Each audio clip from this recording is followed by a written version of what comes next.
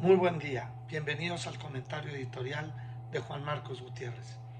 En esta ocasión quiero comentar sobre el amparo que promovió una empresa en San Luis Potosí a través de un despacho de abogados valiente que se atrevió a impugnar en esa vía de control constitucional la omisión hasta ahorita persistente del Ejecutivo Federal para aplicar lo que es, en mi concepto, su deber, es decir, el artículo 39 del Código Fiscal de la Federación frente a la pandemia.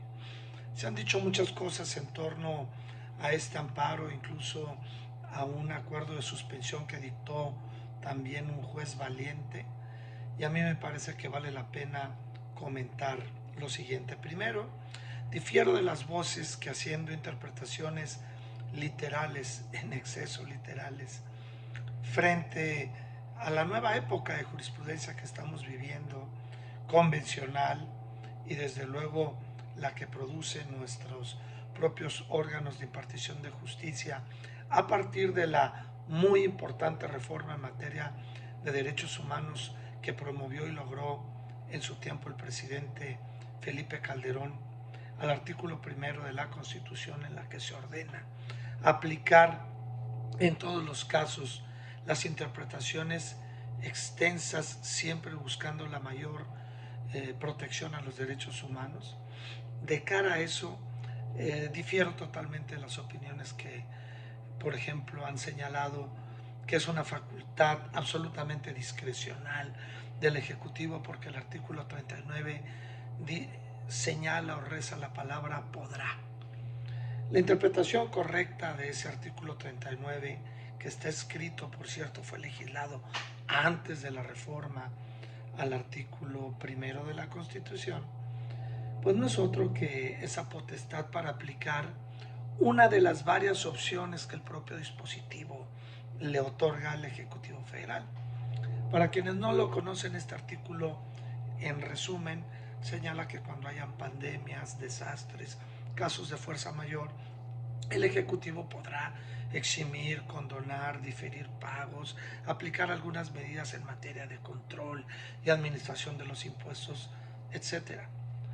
La medida de la aplicación de este artículo no puede ser otra que la que corresponda a una razonable aplicación de la misma. Es decir, lo que se haga o se deja de hacer debe de responder a lo que algunos expertos llaman el test de razonabilidad, que no es otro que obtener una aplicación mesurada y razonable del artículo.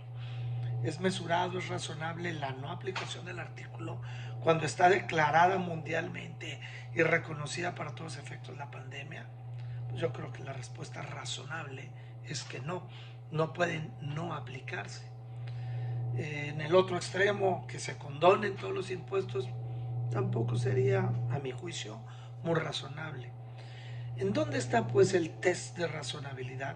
Pues a mí me parece que cuando menos, y para arrancar, para efectos, por ejemplo, de una suspensión provisional o definitiva, tendría que ser cuando menos otorgando el juez ante la omisión del Ejecutivo, a manera de medida cautelar, pues el mínimo que pudiera obtenerse de esta normativa, y ese mínimo no es otro, a mi juicio, que la hipótesis de la fracción primera del 39, que habla de un diferimiento de los impuestos. Así ni los condonamos ni los eximimos, pero tampoco obligamos a aquellos que evidentemente no pueden pagar los impuestos así se hayan generado el año pasado, porque están viviendo de la liquidez de sus ingresos, sobre todo en lo que toca a las pequeñas y medianas empresas.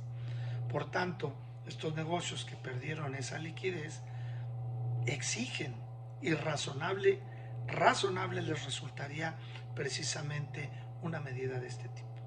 Algunos me dirán, bueno, pero es que otorgar una suspensión anticipadamente sería entrar ya al fondo del asunto. De alguna manera sí, pero eso ya lo permite nuestra jurisprudencia, porque se ha sostenido que cuando hay un buen derecho aparente o cuando se hace presente esta hipótesis de la apariencia del buen derecho. Aquí lo que es público es notorio y notable por su ausencia.